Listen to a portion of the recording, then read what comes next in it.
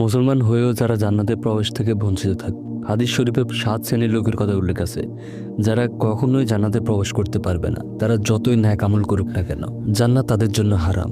চলুন আমরা সে 7 শ্রেণীর লোক সম্পর্কে জানি। নামাজ, রোজা, হজ পালন করার পর হাসরের দিন জানবেন আপনার জন্য জান্নাতের দরজা বন্ধ। কি লাভ হবে তখন জেনে? তাই এখন জানুন, পরিহার করুন সেই সকল অভ্যাস। 1 নম্বর হচ্ছে হারাম খাদ্য ভক্ষণকারী জান্নাতে যাবেন। রাসূল সাল্লাল্লাহু আলাইহি সাল্লাম ইরশাদ করেন, যে দেহ হারাম দ্বারা লালিত পালিত তা কখনো জান্নাতে প্রবেশ করবে না। 2 নম্বর আত্মীয়তা সম্পর্ক ছিন্নকারী জান্নাতে যাবেন। তাদের আমল কোনো কাজে আসবে না। যতই মনোমালিন্য থাকুক, জান্নাতের আশাই হলো নিজ থেকে যোগাযোগ করার চেষ্টা করুন। যদি তারা কথা না বলে সেটা অন্য হিসাব।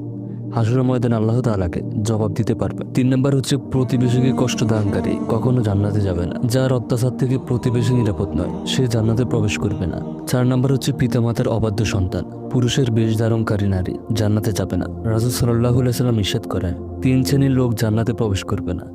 পিতামাতার অবাধ্য সন্তান, যে ব্যক্তি তার স্ত্রী, বোন ও অধীনস্থ নারীদের বেপর্দা চলাফেরা করতে দেখেও বাধা দেয় না, এবং পুরুষের বেশ ধারণকারী মহিলা। 5 নম্বর হচ্ছে যারা অশ্লীল ভাষায় কথা বলে, উগ্র মেজাজি, তারা কখনো জান্নাতে প্রবেশ করবে না। 6 নম্বর হচ্ছে অধীনস্থদেরকে ধোঁকা দানকারী জান্নাতে যাবে না। রাসূল সাল্লাল্লাহু আলাইহি সাল্লাম বলেছেন, মুসলমানদের উপর প্রতিনিধিত্বকারী শাসক যদি এই অবস্থায় মারা যায় যে সে তার অধীনস্থদেরকে ধোঁকা দিয়েছে, তাহলে আল্লাহ তাআলা তার জন্য জান্নাতকে হারাম করে দেবেন। সর্বশেষ হলো অন্যের সম্পদ আত্মসাৎকারী জান্নাতে যাবে না।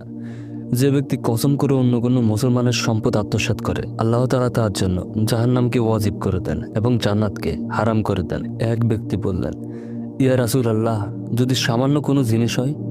রাসূল সাল্লাল্লাহু আলাইহি সাল্লাম বললেন, যদি পিলু গাছের একটি ডালও হয় তাহলেও সে জান্নাতে যাবে না।